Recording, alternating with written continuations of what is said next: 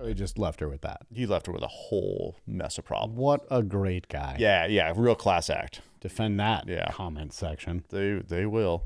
And I can't wait to read it. Go down with Hewlett-Packard and what was going on during the Cold War and how that shifted and changed. All of a sudden, Stanford became something else because ultimately Stanford is responsible for... That'll piss off some people. Let's piss off some more people and remind them that Jane is not exactly a saint here. Jane is married to a railroad baron, the railroad baron. Mm-hmm. She knew all the things that he was doing. None of this is a surprise. We get in bar fights. That's trash. Right.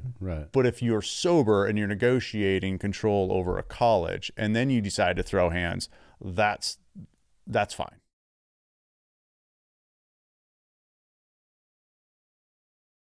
So before he died in 1893, shout out to his death, friend of the show, ultimately the government did catch up with him. So when they had enough of his BS and enough of the railroad was built, enough of that network system was up and running, they did go after him and like, hey, got to give us that money back plus interest.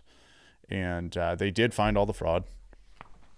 I'm assuming they probably knew about all of it and were just keeping tabs, waiting for all of the systems to be in play and everything to be up and running for them to just like, okay, cool, now we'll hang him, right? And so let him build the infrastructure. Then did they rip it away from him or did he die ultimately, owning yes. it? No. So they did ultimately...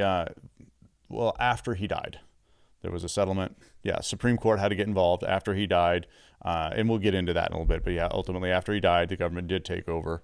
Big surprise. I mean, you can't have one mob being outdone by a smaller mob, right? So the dude got to live out his days just being a complete scumbag. Mm-hmm. And then he dies, and then the government's like, well, he built the infrastructure. Let's go ahead and take that. What did they do with it? They went after, ultimately, who was responsible for his estate and everything, which was his wife. So his wife ended up having to deal with all of it. I talked. So he just left her with that. He left her with a whole mess of problems. What a great guy. Yeah, real class act. Defend that comment section. They will. And I can't wait to read it. So that's, in a nutshell, how that guy came into all of his wealth. The school itself opened in 1891 with a little under 600 students, and it was tuition free, which was part of the promise of the school, is that you could go get a real education at a good school and it wouldn't cost you a dime. Unthinkable now, because now you can go pay $200,000 for a degree that doesn't pay $15 an hour when you're done with school, which is also mind-boggling. And Stanford a whole nother topic. Yeah, a whole nother topic. So anyhow, but this was so you could go to Stanford in, you said when was it? It opened in 1891. 1891. So 2 years before he died. Okay. And you could go to school there for free. Mm-hmm. Interesting. Okay. And that was the whole idea. That changed later in the 70s. And I don't get into this, or I won't be getting into this today because it's a whole other rabbit hole to go down with Hewlett-Packard and what was going on during the Cold War and how that shifted and changed. All of a sudden, Stanford became something else because ultimately Stanford is responsible for Silicon Valley. And I do talk about that a little bit because it's pretty interesting. I will get to that a little bit. Yeah. So the U.S. government, they wanted their money back. They're over it. The infrastructure was built. They wanted their money back. It was time. And so to satisfy the debt of the U.S. government, they wanted to take over the university and all of its assets, as well as all the shipping routes, railroads, all these different things that he had control over, him and his buddies had control over. They wanted it all back. But old Leland's dead. Well, not at first. He at very first, the government caught up with him. Then he died. Shout out again to his death in 1893. Shout out to the government? ? Maybe no, because the government knew all the stuff that he was doing and they let it happen for the greater good. Right. Yeah. So Jane, his wife, succeeded him, and she ultimately she fought the government for 6 years and lived on a very meager income, less than that of the professors at the time, at $350. It's the equivalent of about $12,000 a month. Meager? Yeah, very meager for someone who is the wife of a baroness. I'd choke a dolphin for $12,000 a month. I'm just going to make a phone call and get a dolphin over here for you to do the choking. Okay. Okay, cool. See you in the comment section. Why would you say that about dolphins? That's exactly what's going to happen. So also real quick, that'll piss off some people. Let's piss off some more people and remind them that Jane is not exactly a saint here. Jane is married to a railroad baron, the railroad baron. Mm-hmm. She knew all the things that he was doing. None of this is a surprise to her. She's literally just trying to keep the government from taking the one thing that is still important to her, which is, the school. But she knew about all this stuff. She's not a good person. She's not a saint. She's also a rat piece of shit. Saying something like that, though, is like implying that Melinda Gates knew that old Bill... A friend of the show, both of them, both rat pieces of shit. No, they're not. They are not? How dare you? Oh, oops. Hey, comment section. Wink. Have fun, kids. So you got to remember, she's living a life of absolute opulence, and now all of a sudden her monthly expenditures are limited to the equivalent that we have now, roughly $12,000. So it must have been pretty hard for her, I'm sure. But ultimately, she used her connections that Leland had created to structure this public narrative of an abusive government that's trying to steal all these assets and endowments from a grieving widow, which is just laughable at best. Was the government doing that? That's exactly what they were doing. Is she a grieving widow and being taken advantage of by the... No.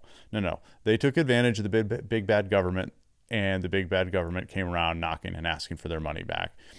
So she ultimately was protecting a massive fortune procured by fraud, abuse of power, and while essentially effectively forced labor and ultimately the deaths of thousands of people, that's what she was protecting. And she, of course, created this narrative of, oh no, we just have this college that's free for everyone, and we're just a meager, little tiny university. And the government's so terrible. So yeah, So let me guess. The government takes the fortune and then they give it back to the thousands of people's families that passed away.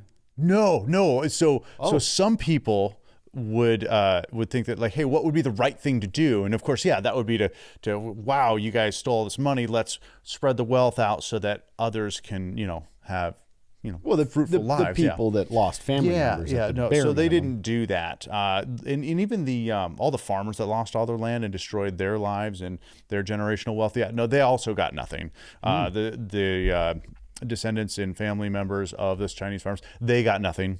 Right. Nobody got anything. The government just took all of it and clutched it, kept it close to its heart. Its cold, dead heart.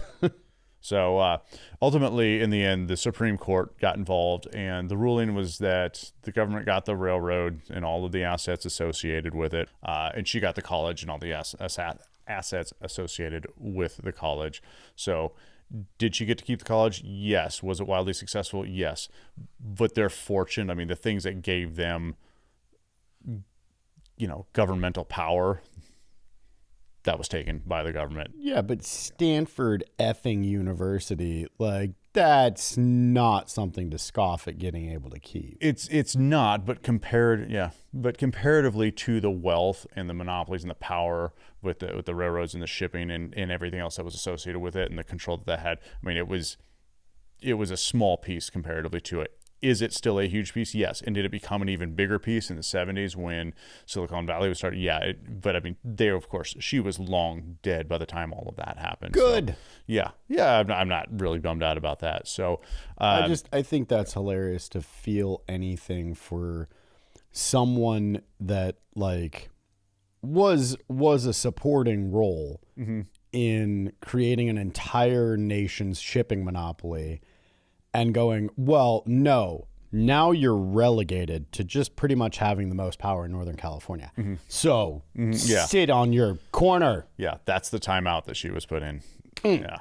So it's cool, though. Somebody who was also a pretty terrible person, ultimately, he got the best of her. So after all of this is done with the government and everything had been sorted out and now she's just running the college, she's got time to focus on the college. While all of the Supreme Court trials were going on and while all of that litigation was happening, the school was being run by a guy named David Starr Jordan. He's a very respected academic, and she didn't like him, and she had a very different idea about how the university should be run. And so they just did not see eye to eye on anything. And actually, some of the research that I did found that during negotiations and conversations would actually get physically violent. They would attack each other. Yeah. Which is, so you've got this woman in her 70s in poor health attacking some guy probably in his 40s or 50s. I don't know how old David Starr Jordan was, but that's a real thing. So very, the ultra elite, way classier than the rest of us. Yeah. They would never behave, in such a degenerate way that we get in bar fights. That's trash. Right. But if you're sober and you're negotiating control over a college and then you decide to throw hands, that's fine. Yeah, but I mean, a woman to live in her 70s back in the early 1900s, early 20th century. Yeah. What do you got to lose at that point? You know what I'm saying? Throw some hands around. Throw those $350 a month. Oh no. So anyhow, they both were known for spreading just absolute heinous rumors about each other. It's the most childish behavior from the people that are supposed to be the upper echelon of human existence, which this is a surprise to literally no one. I mean, we all know that it doesn't matter how much money's in your bank account. If you're raised like a piece of shit and you do things that pieces of shit do, you're that kind of piece of shit. So I would say GFC. Shout out Jake Barr. Yeah. So are you tired of big corporations farming you for views? So are we. We're just two poor guys that are trying to put together a podcast. So if you can give us some help by doing a like, share, comment, subscribe, or save, it helps us trend in the algorithms. Thanks.